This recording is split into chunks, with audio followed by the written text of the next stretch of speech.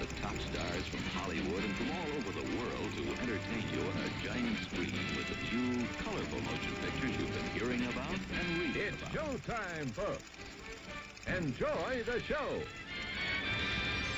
We're delighted to have you with us. They're driving theater. You'll find something to please you to add to your evening's enjoyment. Is pleased to bring you our feature presentation.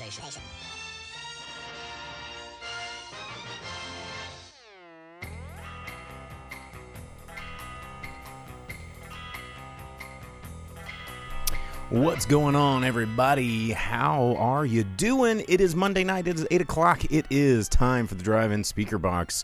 What's up, everybody? It has been a weird night tonight in the Drive-In Speaker Box studio world. I will fill you guys in on that in just a minute. If you haven't noticed, it's just me again up in the studio with you, aka Bo, your host, the boom operator.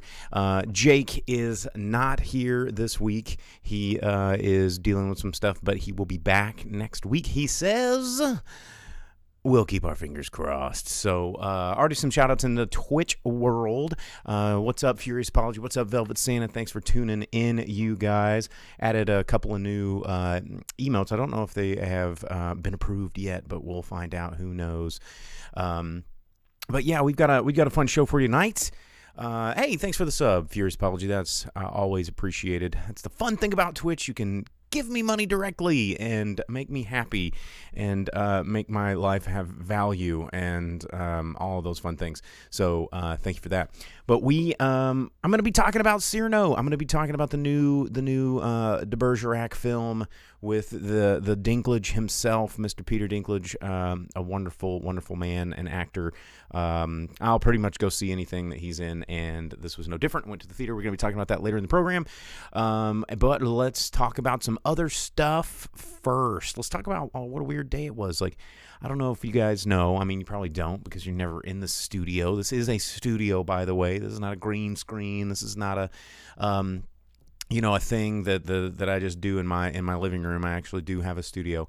I'm gonna make myself another beverage because it's solo. No one's here to stop me. Already started on a GNT, so I'm just gonna go ahead and finish that.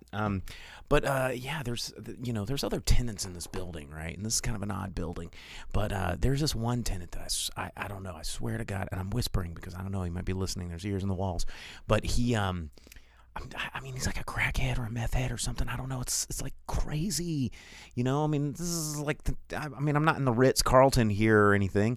You go where rent's cheap, and that's rare these days for like a hobby podcast. But more subs, and then I can move up to the heights. But anyway. Like, this dude sometimes like makes these crazy noises, and he's like hacking and coughing and gibbering and jabbering and banging and slapping, and it's like, it's scary, it's freaky, it's weird, and you don't want to like go knock on someone's door that's like, sounds like the Tasmanian devil like having sex with a blender, and I'm just like, what do I do? And so I text the landlord. I was like, yo, dude, what's with the guy in C4, man? Is he like alive? Is he sane? Is he a crackhead? Like, what's up? And the landlord was like, just knock on the door, man. He's not confrontational. I'm like, the hell no. I'm not going to do that. Are you crazy? He could be wielding some possession of the devil, and I'm not going to get that's how horror movies start and end, my guy. I'm a movie podcast dude, not about to knock on the door with a guy going, I'm not going to do that. No, ever. I've watched too many movies. Anyway, the police got called, and it was totally wild. And it wasn't that wild, but like the police did get called, and Officer Scott comes in and it's like, what can we do? And I'm like, please, this is weird. This is more than I bargained for. But the things that I do for this podcast and you people, and I appreciate you guys tuning in. So a little bit of excitement tonight. No, I'm not. Velvet Santa suggests we'll see if he will be my interim co-host. That is not going to happen.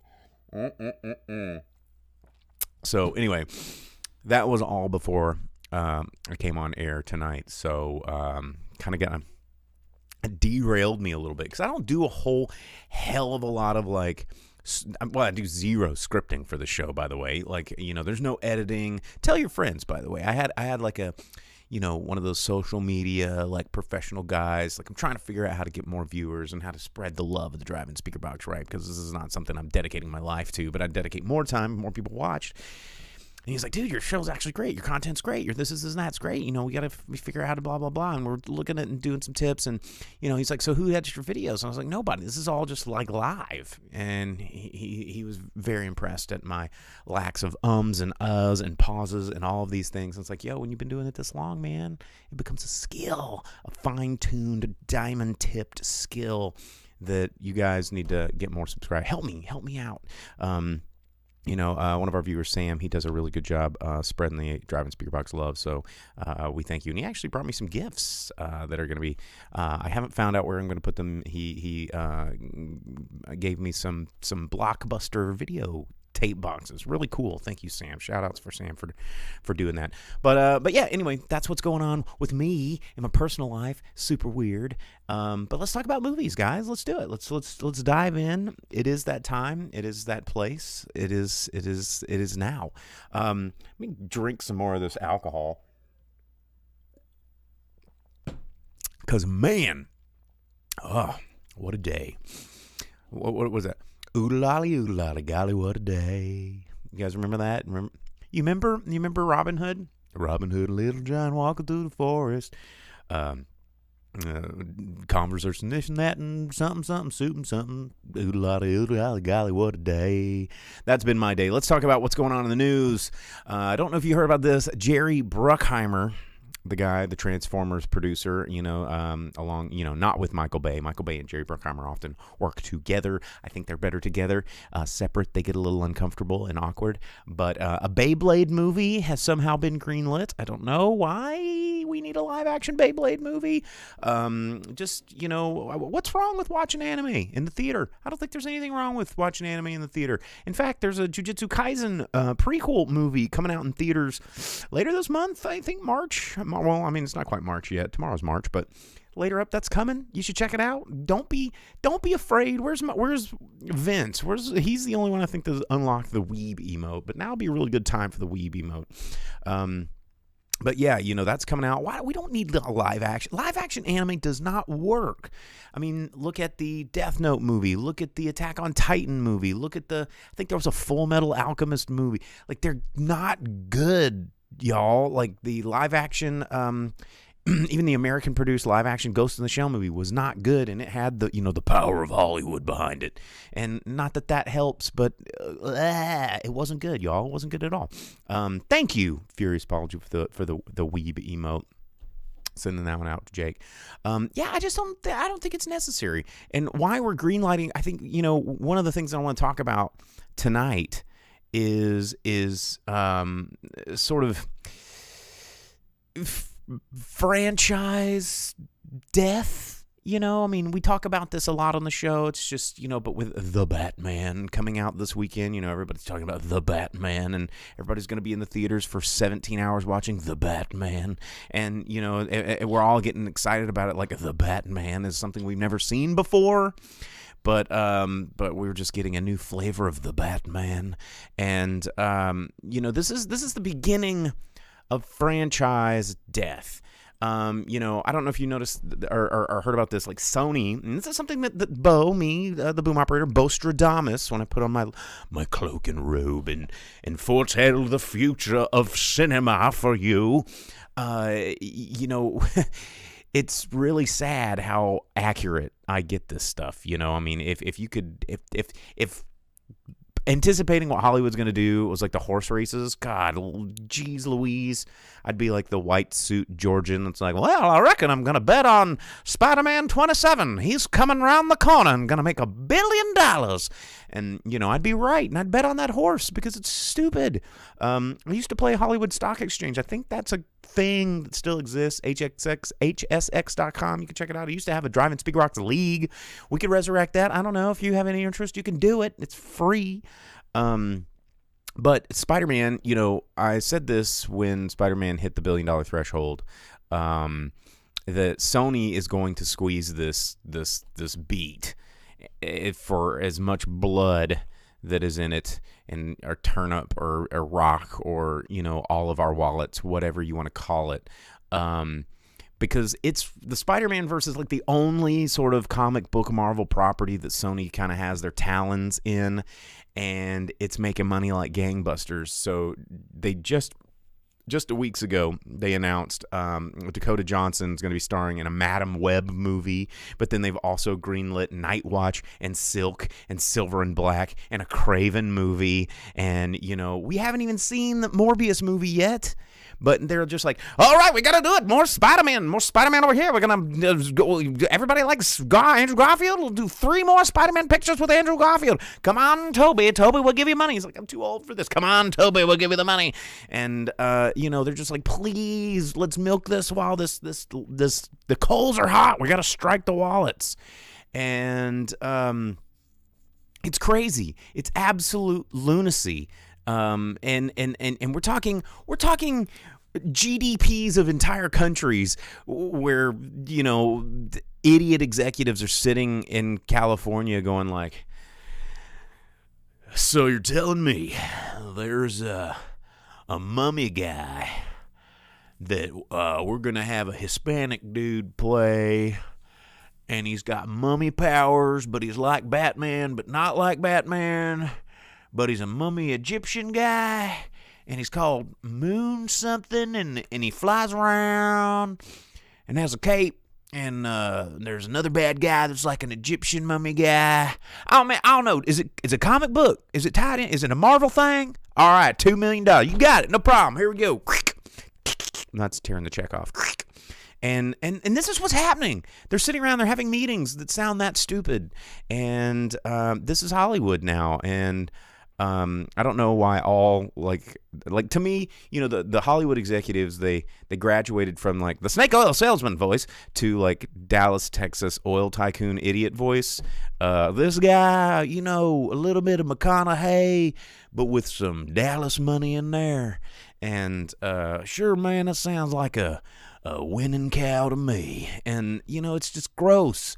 It's gross to see all these things getting greenlit before.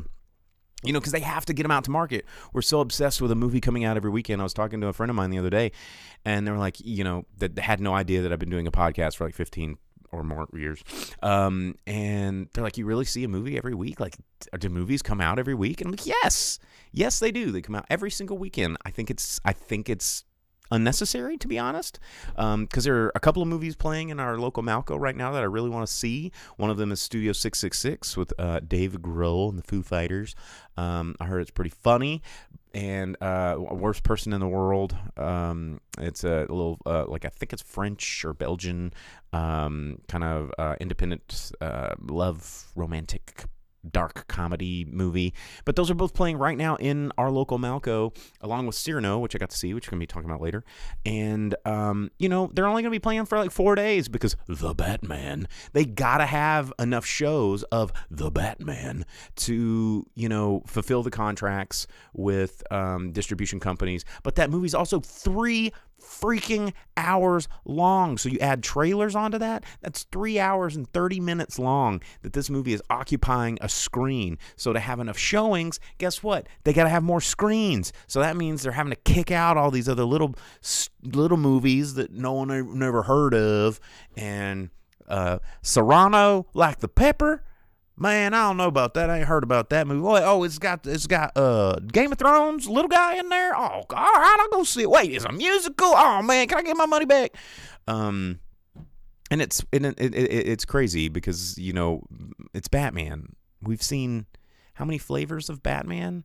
I'm gonna go see it. I'm gonna see it this weekend. Am I like freaking out about it? No, it's Batman. It's Batman. It's Twilight Batman, and I even like Rob Pattinson. And that's a weird sentence coming out of my mouth, because I never in a million years thought that I'd be like, yeah, Rob Pattinson. Not my favorite dude. But as he's grown as an actor, cue the up and comer emote. He has taken some really interesting roles, and I think Twilight taught him something about maybe I want to take my craft seriously and maybe not take on all of these teeny bopper roles. I don't want to get pigeonholed into this forever. And he does actually choose some really, really interesting roles. I'm curious to see him as the Batman. Thanks, Vince. Thanks for that little emote there. But I mean, it's sad because I think it was Sam, one of our viewers, said something about like he was getting tired of movies that he felt like he had to see, and we had a conversation about that a couple episodes back. You can download that episode wherever you download your podcast. You can go to Facebook, you can go to Twitch, you can go to YouTube, or you could just get the audio version over on Twitch, or not Twitch, but Spotify or Tuned In or Apple Podcasts or Google Music, whatever. Just look for the Drive-In Speaker Box as a hyphen in Drive-In and no spaces in Speaker Box. But it's weird. I don't think we need to constantly follow these intellectual properties. Let's invest in these small films. Even if you're not like, oh man, I have to go to the theater to see Batman. Like, maybe just carve out some time to go to the theater and pick like a movie. Just pick a movie. You do it at home. You do it on Netflix, and you're like, well, I don't want to spend $10 to get like, think of all the other stupid shit you spend $10 on, like bean water from Starbucks. You spend $10 on that, and you're like, whoop, tastes like burnt tires, just like it always does.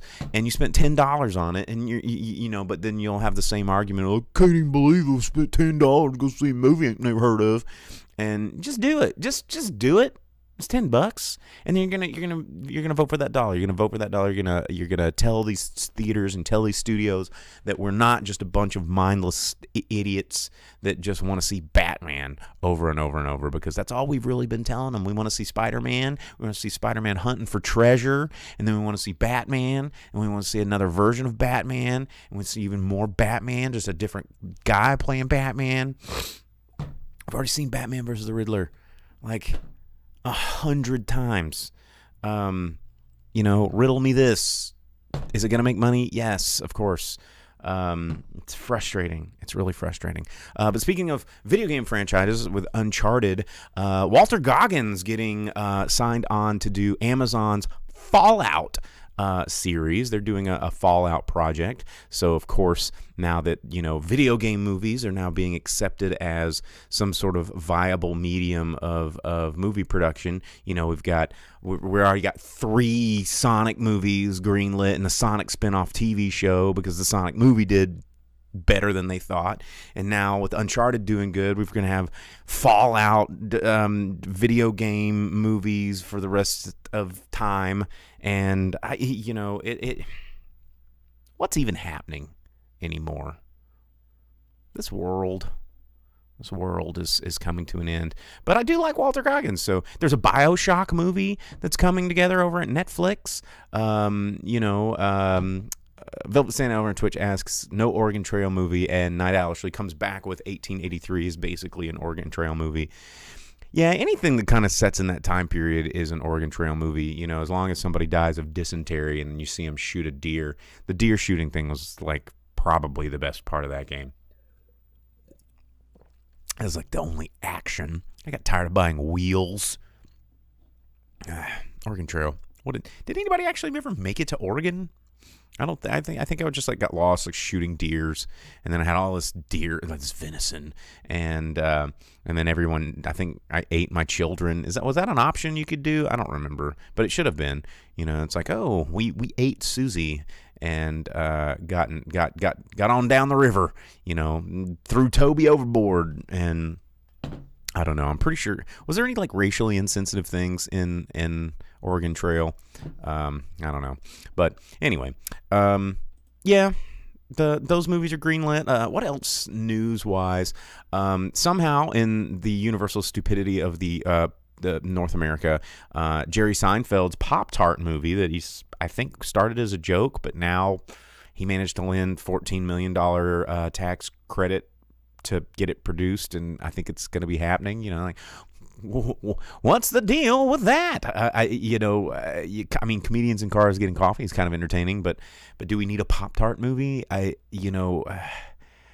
Geez, it's just a little bit weird to see how these things happen. And not all of it's bad. We're getting a Titan season 4. That's good. But of course, we're getting a Training Day prequel, because I guess we need more Ethan Hawke and Denzel Washington being dirty cops. I'm like, we already kind of figured it out. Like, it's not. Was that Anton Fuqua? I mean, that movie's kind of a one-trick pony, and there's not any news about like exciting. Like the only exciting movie that that's really coming out, and I think it's coming out this month, is like what is it called? Everything and Everywhere All at Once with Michelle Yeoh. I really want to see that. I know it's opening up the Alamo Drafthouse in Springfield. I don't know if we're going to get it here, but I really want to. I really, really, really want to see that. It's like the first somewhat original movie concept I've seen in a long time, even though it's not that original because it's borrowing from the idea of the multiverse, which is now like being super exploited in the comic book era or comic book movie world, MCU, with Doctor Strange and Spider-Man and all of this kind of stuff. So, yeah, I don't know, these movies, man. These movies, we're just going to be seeing the same things. We're getting Lord of the Rings TV shows. We're getting another Furiosa movie. We're getting, the only thing coming out in theaters this weekend is the Batman. So like, what am I supposed to talk about? Like, oh, well, here's some new releases coming out near you. I don't want to talk about Netflix. I don't want to talk about Amazon. I want to talk about movie theaters, because that's how you see movies. That's the movie experience. Drive-ins, theaters. I feel like with each passing week, this world, look around me, of memorabilia and memories and just fun, life-shaping, guiding tales of wonder are like kind of dying. And, it's just, it's like, well, it was something I watched on Netflix. Did you remember anything? No, I just didn't have anything to do when I got home from work. So I just put it on and didn't really pay attention to it while I was making mashed potatoes. And mashed potatoes sound good. Vince asked if I'd seen the new West Side Story. He loved the original and think the new one does a lot of things better. He really liked it.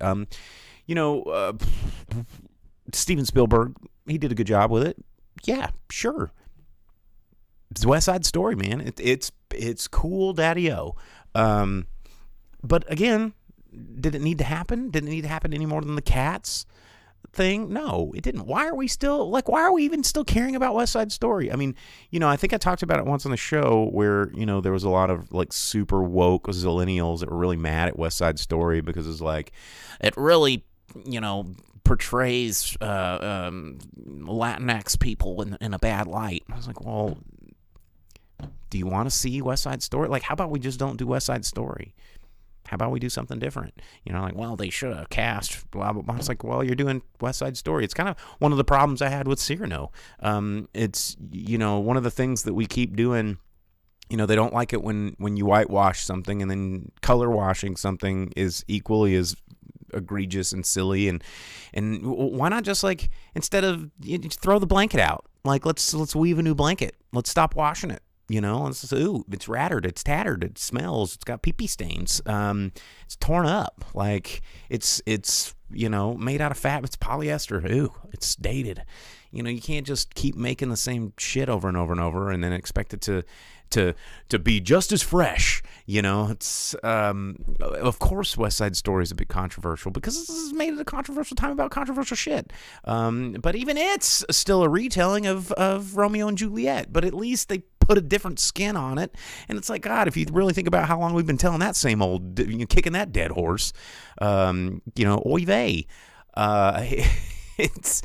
It's wild how like out of ideas big studio Hollywood tends to be.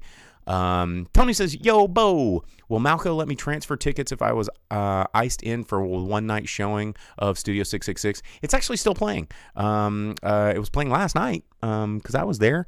And when I went to go see Cyrano, I was like, oh, man, I should have watched Studio 666. So you might be able to call them, like talk to a manager. Our Malco's pretty pretty chill because it's, they don't have to deal with as big a corporate as, say, AMC. I mean, their corporate office is based in Memphis, I believe, and it's a fairly regional chain. So you might be. Velvet Santa says, remember when they remade Magnificent Seven, which was just a remake of Seven Samurai, which was just, it's all remakes. Everything's a remix. But the trick to a good remake is telling a similar story with different characters, with different names, with different places, with different with enough difference to where people don't know that it's just a retelling of the story. But the problem that studios and executives see with this is they go, well, how is anybody going to want to go see this if we change all the names of the people that they know? People are only going to go see movies with people that they know, so we can't change it. We just got to do it over and over again. And that's where the dragon, the Ouroboros, begins eating its tail again.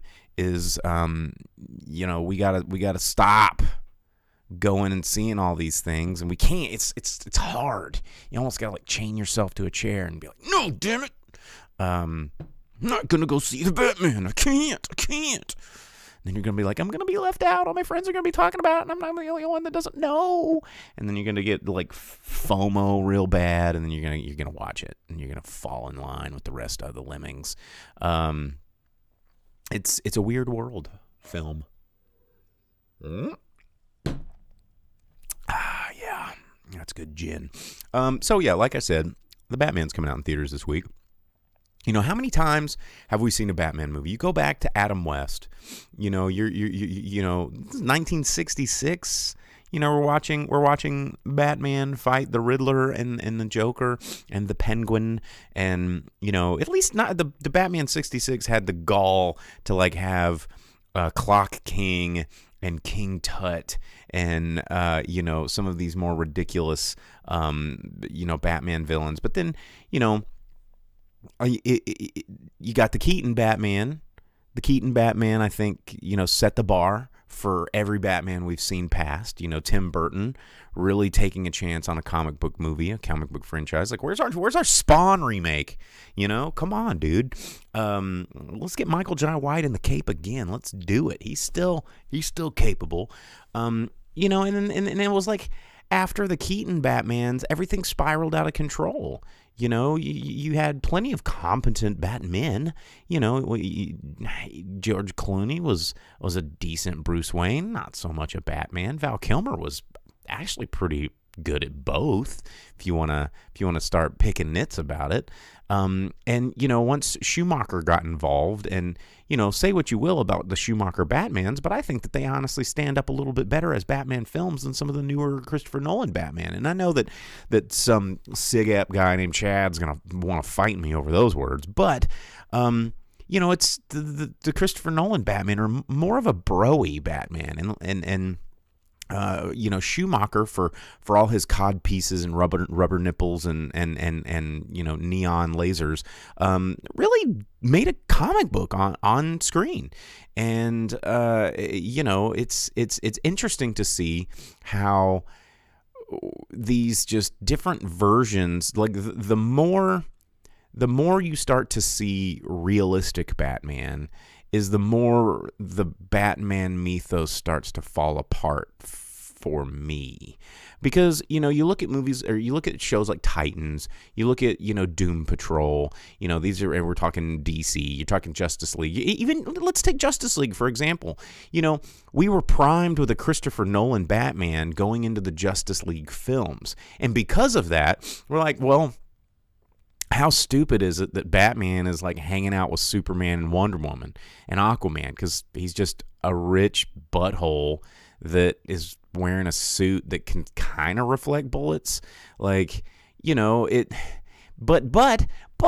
here's the thing. If we had been more prepared with a Schumacher-style Batman, which was a little bit more over the top, a little bit more wild and zany, a little bit more superpowery with, everybody chill, ice lasers and shit, then, leading up to a Justice League film, it's okay. The great masked detective would make sense in this world. But because we're too busy trying to make all these different versions of this character, that when, we kind of get lost and the character falls apart, because now the character's fragmented for so many different audiences that what is the Batman? It's now I'm the Riddler. What is the Batman? As Tony says over on YouTube, this town needs an enema. I think this franchise needs an enema. Because it's like we're getting another Catwoman. All right. I like Zoe Kravitz. She's a super cool actress, and she's Lenny Kravitz's daughter. So she's born into sex goddom just by her bloodline and lineage. But, and Paul Dano. Paul Dano is a phenomenal actor. But do we need this? Do we need another gritty, realistic telling of the Batman? No, we don't need any of this shit. And it's, it's just, I want Batman. I want Art Deco Batman the Animated Series Batman. Just give me another Mask of the Phantasm. One of the best Batman movies ever, period. I know, I said it. It's got great Joker stuff. It's got amazing Batman stuff. It's got all the trimmings of a really good detective story that fits into the Batman world. That jives. And these movies like the bro Batman, Bradman. We'll call him Bradman. And, Bradman is not good for this franchise. It's not. It's just there to make money. Certainly don't want 3 hours. And it's probably going to be okay. It's probably going to be just fine. It's going to be just fine. But are you going to want to see a sequel to this? No. But you're going to get one because we all collectively give it $1 billion. Guess what? We're going to get another one. And then that one's going to be... It's the law of diminishing returns. Like, it's going to be meh, and then the next one after that is going to be meh, and we're going to be like, oh, you know what we need to do? We need to reboot Batman again, or we'll just have a multiverse Batman where the Flash, breaks the multiverse, and now we got Batfleck, and Bradman, and then, we already got Michael Keaton coming back for the Flashpoint, and it's like, how am I going to keep track of all these Batmen? It's going to turn me into a supervillain. And you think about how insane this is, that all of this Batman shit is happening.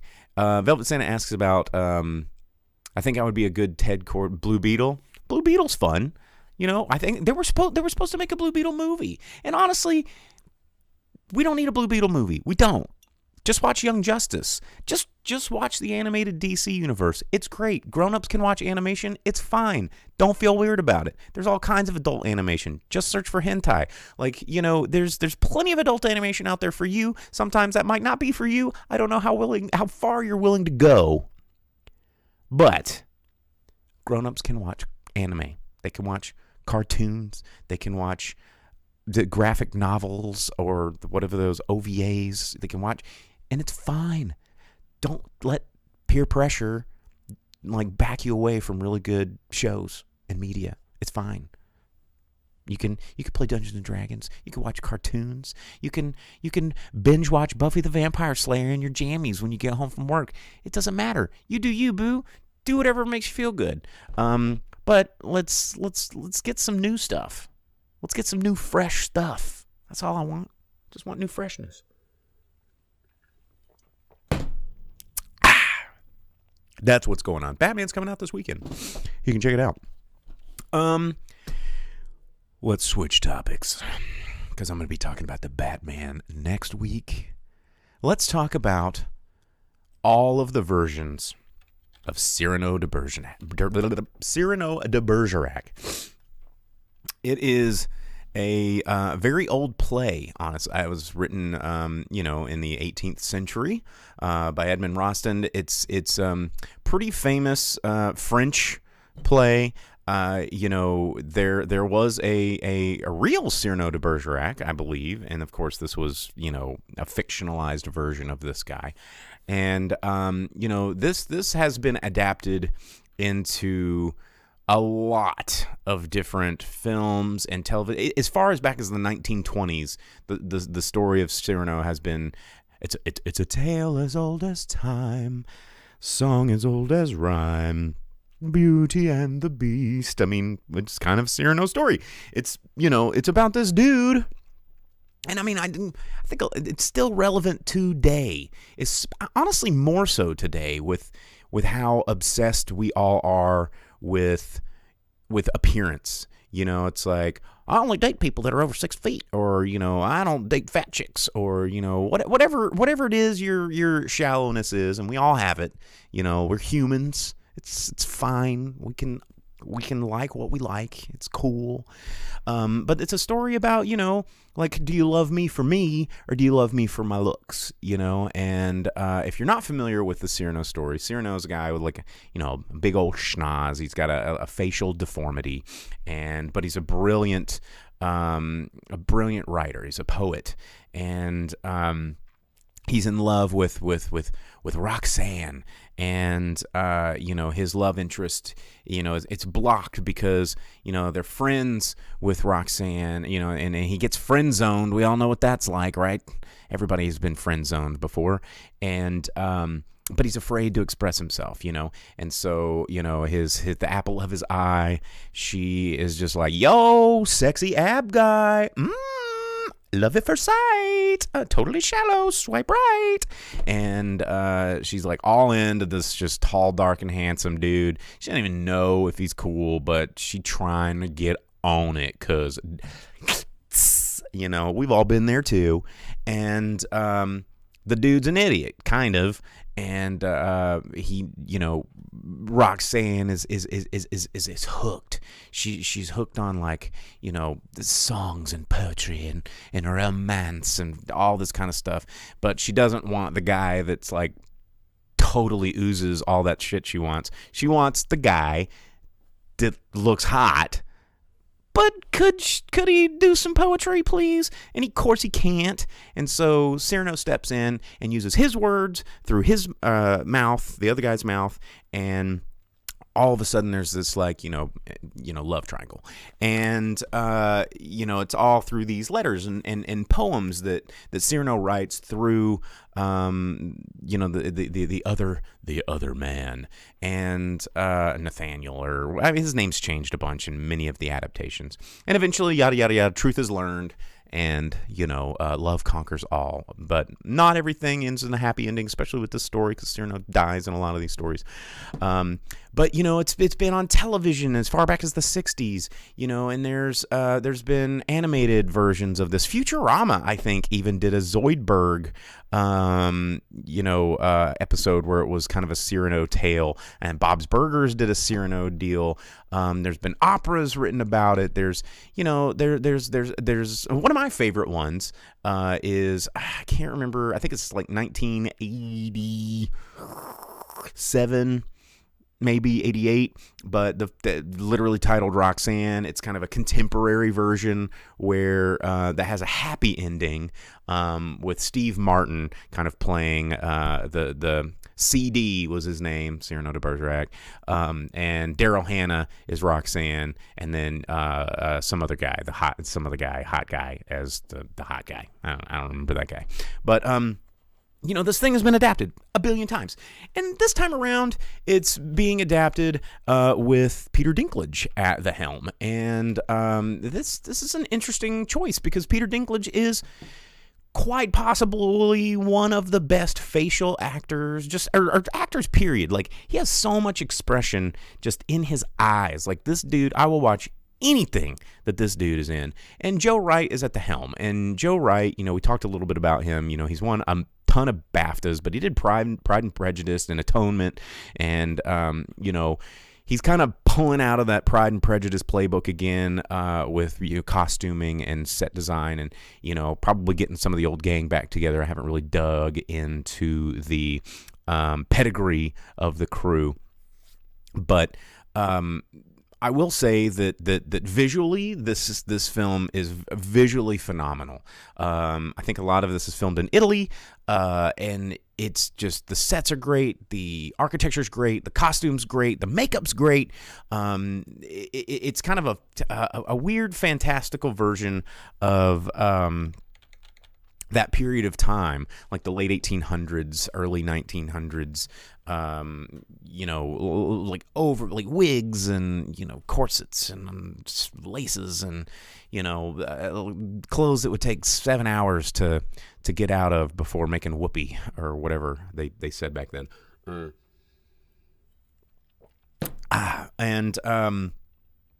It's good-ish with a lot of caveats. I'm trying to think of a movie, and my brain is man, what is the name of that movie? I'm going to forget what this was. There was a movie. Okay, I got it. Anyway, Cyrano. It's a musical. And a musical, I'm not super pumped on musicals because most of the time, like, I can watch one on stage and have a blast. I can sit there, I can get involved, and it's like, oh, cool, look at all this production, look at all the slides, there's no cuts, it's all one take, everything's great, look at them sing. And but when you take it to a film, it just kind of there's too much realism in film, and so when, the guy in the background that's covered in shit holding like an apple cart, and he's just like, oh, today, it's today, and fall in love, and he's like, swinging apples around. It's like, really? This is kind of weird. But and that's one of my favorite things to do in movie musicals is I'll like pick one dude or like whoever it is. Dude's gender neutral. I'll pick one of these dudes in the background, and I'll just watch them and their facial expressions and their dance moves, and it's really funny and entertaining because when you like isolate them out, it just the absurdity of what's happening on screen is just really brought to the forefront of your viewing experience. But anyway, this movie, my problem was with the songs, and I can appreciate a good song in a musical. I really, really can. There was one song that was really good. It was called "Wherever I Fall." Fantastic song. I think performed by the National in the movie. Really good, kind of a tearjerker. But the rest of the music was a little forced and heavy-handed. And there was like right at the beginning, and I don't know if they were trying to like hit like a new hip young audience or something, but Peter Dinklage rolls in as like this cool like devil may care poet, and he walks into the theater and he's just like, have at you, sir, with your battle prose, you're no actor, you've disgraced the theater. And then they kind of have like this 8 Mile sort of like hip hop prose freestyle thing. And it just like, when you're like eating a meal and that first bite, like you ask for no onions or something, right? And you're like, hey, no onions on my whatever it is. You take that first bite and it's like a mouthful of onions, right? And then you scrape the rest of the onions off. You're like, okay, no more onions on here. But the rest of that meal, you're just like thinking about those onions. Yeah. They're in there, Can't get them out. And that was like this, and even Peter Dinklage like did these like little hand moves, like, just like, rap rhyming, poetry slanging about, 18th century French shit. And it just didn't work. And it was kind of awkward. And then there was some points where it's like musicals almost kind of happened, and then no one joined in, and it just kind of like, are you going to sing a song, or are you just going to like, beat around the bush? What are you going to do? And it just felt so forced. I feel like this movie would have been better not being a musical. Hot take. And I know that people, there's like there's a rabid fandom of people that like musicals, and like Les Mis worked, this is very Les Mis centric in terms of costuming and set design. But I think that this movie could have really shown hard as a period piece with a little bit of action, a little bit more drama, a little bit more, for the crowd in the back, if they just cut all the singing out. Because Peter Dinklage, love you, bro, not a great singer. There was some moments where he was singing low, and he was doing a really good job, but for the most part, some of his songs fell flat, and there was only really one good character. It was the Christian Nathaniel, the hot dude. He had a good voice, and believe it or not, Ben Mendelsohn, who was in this movie playing the bad guy because he always plays bad guys, he actually had a decent voice. But Haley Bennett, who played Roxanne, take it or leave it.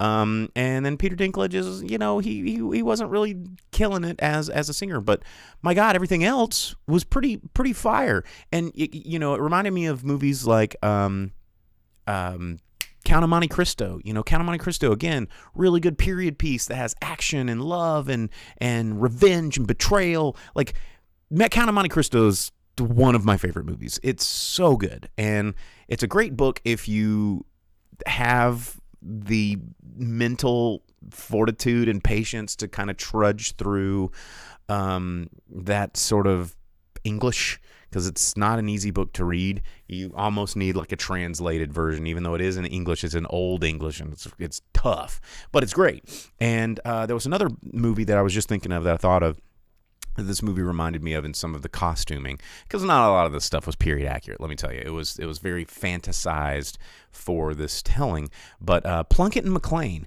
Now, Plunkett and Mclean is a weird movie that not a lot of people have ever seen, and it's been a while since I've seen it. It came out in like 1999, and it was kind of an indie film back then. And indie films back then didn't, you either had to know a guy to get a VHS or DVD, and or take a chance at Blockbuster and see it. But it had, it was Jake Scott.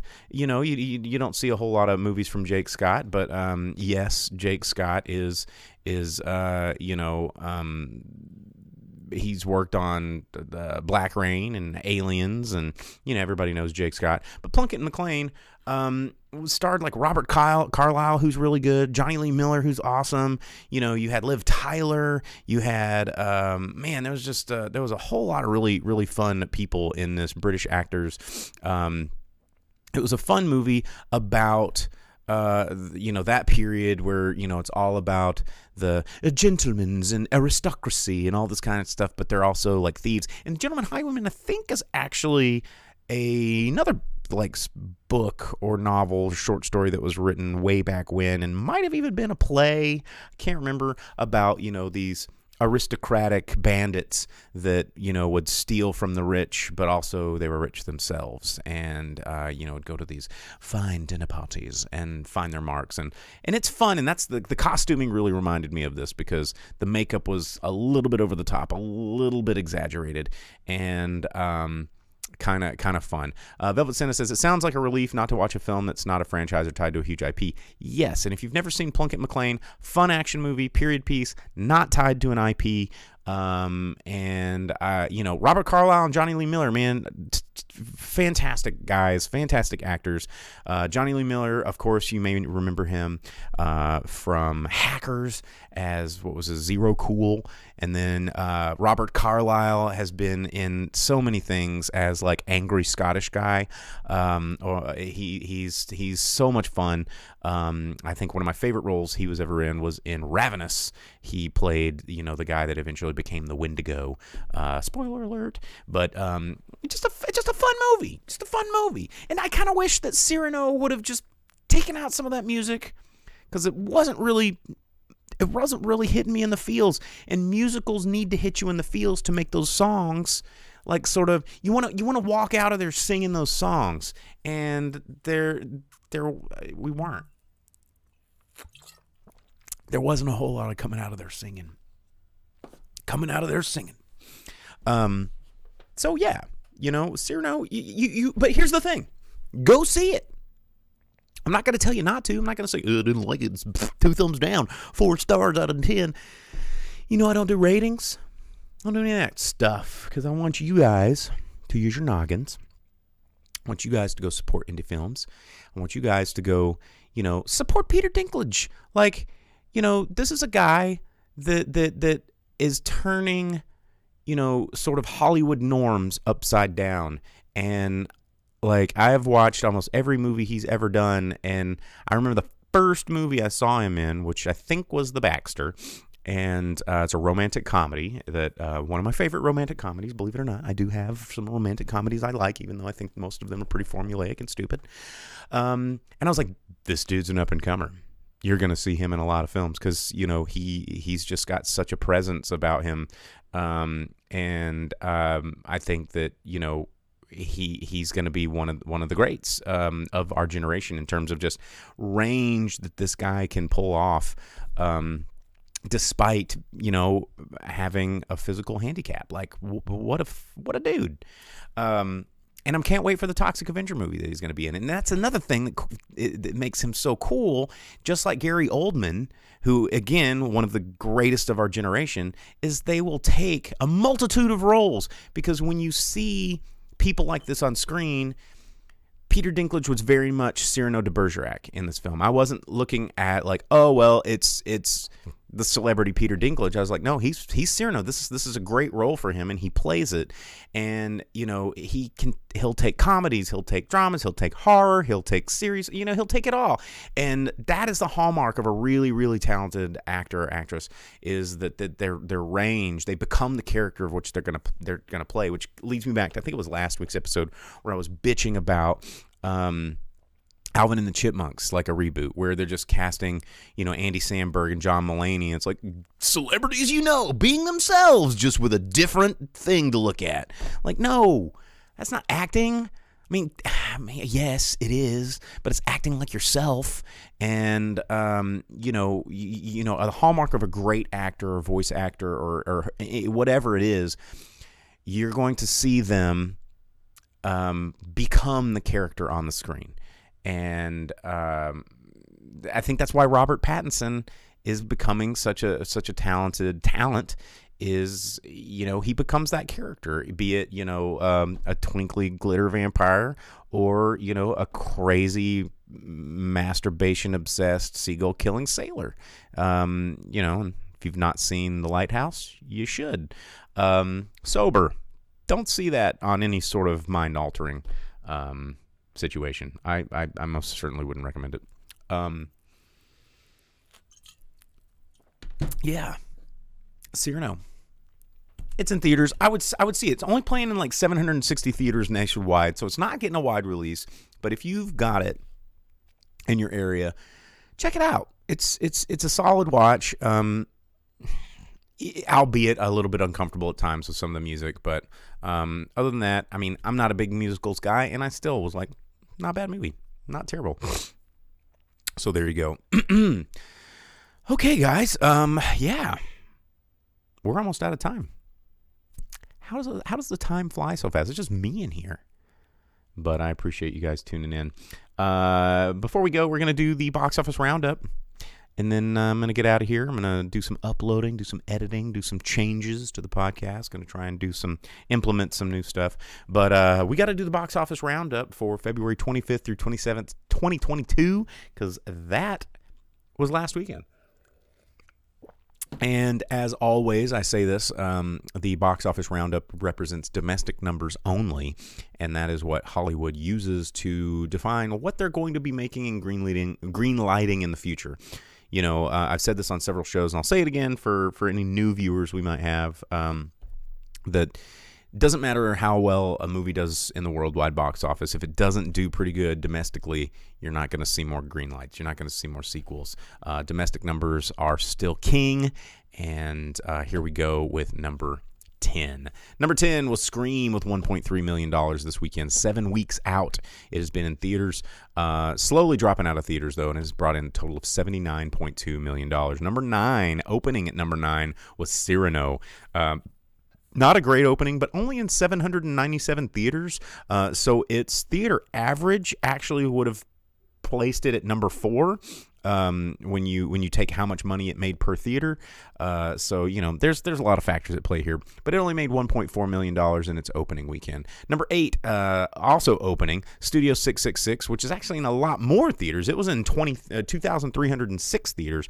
And I'm very surprised that it didn't get more viewing, but I think that it had a severe promotion problem. Not a lot of people knew what it was. Not a lot of people knew it was coming out. Because horror always tends to have a pretty good ROI, and I hear that it's actually pretty fun horror comedy. And I mean, you got Dave Grohl, but it only made $1.5 million at the box office for open road films. Number 7, Marry Me, bringing in $1.8 million from Universal Pictures, bringing it up to 20.2 in its 3-week run. Number 6, Sing 2 from Universal as well, bringing in $2.1 million up against a 10-week window that it's been out in release, bringing it in at $151.2 million. Number 5, Jackass Forever, still out there in the top 5, which is kind of impressive because it's been out for 4 weeks from Paramount. So had a slower drop this week than I was anticipating, but it brought in another $3.1 million in its 4th weekend, bringing it up to $52 million at the box office. Number 4, Death on the Nile, bringing in $4.5 million at the box office. Its 3rd weekend release from 20th Century Studios, so far bringing in $32.7 million at the box office, but also doing pretty well in the international market. Brought in another $68 million in the international market, bringing it up to $101 million worldwide. Not quite as much as I think that Disney was hoping for, even though, it's 20th Century Studios, but they own Disney, or Disney owns them. It used to be 20th Century Fox, remember that? So whatever, Death on the Nile, still there. I don't know if we're going to get another sequel to that, Hercule Poirot, which is unfortunate because I really like that character. I love detectives. Who doesn't? Number 3, Spider-Man No Way Home, bringing in $5.7 additional million in its 11 weeks in release. Actually, it's expanding into 46 more theaters this week. They picked it back up. I don't know. It's weird. But it has so far brought in a staggering $779 million domestically, just here in the United States. This movie has made so much freaking money. It has made $1.8 billion worldwide, getting pretty close to the $2 billion mark, like solidifying its place in history as one of the most successful box office successes in the history of cinema, which is insane. Yeah, wow. Vince over there, the Twitter, wow is an understatement. Especially, considering COVID, and everyone's like, I don't know if I want to go to the theaters because COVID, but, well, for Spider-Man, screw it. We're going to breathe in all them germs. And they did. So, number 2, Dog, bringing in $10.1 million. We got Channing Tatum with a puppy, which is what we all wanted to see anyway. United Artists releasing 2nd weekend release, bringing in $30.8 million at the box office. Uncharted, number 1 movie in America for 2 weeks in a row. Probably not going to make a 3rd if I were a betting man. With $23.2 million at the box office for Sony Pictures Entertainment. So far bringing it up to $83 million domestically. Doing really well overseas, though. Wow, couldn't believe it. It did $143 million in the international market, bringing it up to $226 million worldwide. So that is pretty interesting when you look at that. But if you want to talk, Vince over there in the comments said Endgame was $2 billion. If we're talking, oh geez, Avengers Endgame did $858 million domestically, and let me push my buttons. $2.7 billion worldwide.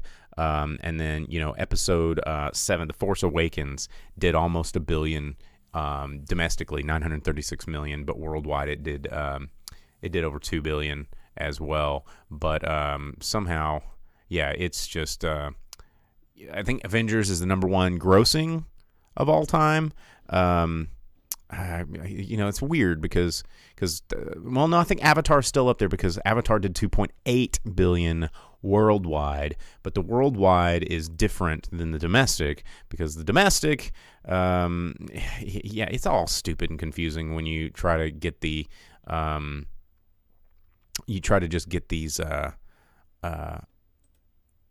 everybody wants the award, everybody wants to figure out like, oh, well, we did this and we did this, and we're the the number one movie of, Valentine's Day. And it's just, I think the all-time is Avatar, then Avengers, then Titanic, Star Wars, Infinity War, and then Spider-Man No Way Home is number 6. So it's not quite in the $2 billion club. But once it gets there, it may take over Avengers Infinity War. I've got the list pulled up. So box office, man, it's really weird. It's really weird what we give our money to. If you think of all those billions of dollars, especially, not to end on a somber note, but just, everything that's going on in the world right now. We're talking about Batman and Spider-Man, and, people are literally having missiles fired over their freaking houses. And, it's hard sometimes for me to even turn on that switch because, as an entertainer, you gotta come in, do the show, you tune out all that stuff and be fun and engaging and all that kind of jazz. But yeah, the world's a weird place, you guys. And, the best we can do is stay positive and be good people, be excellent to each other, and party on, dudes. There you go, parting words. Words to live by. It is my mantra. Thanks, Bill S. Preston, Esquire, and Ted Theodore Logan. The Wild Stallions have taught me how to be a better person for the rest of humanity, so I want to spread that with you guys. All right, guys. Well, that's it. That's it for me. Thanks for tuning in. Don't forget to like and subscribe. You can get us over on Facebook, Twitch, and YouTube every Monday night live at 8 o'clock Central Standard Time on those streaming services right there. You can watch previously recorded live streams over on our Facebook and YouTube. Twitch only holds like 1 or 2 of the backlogs, but if you want to just download this podcast on the go and listen to it while you're in the car, on your commute, or just sitting on the toilet, you can do that. You just search for the Drive-In Speaker Box wherever you get your podcasts. So again, thanks for everybody for tuning in and commenting. Always fun to hear from you guys. We will see you guys next week, and hopefully Jake will be here with us as well. And as always, I am your host, the Boom Operator, and I'll see you guys next week. And that was the wrong song.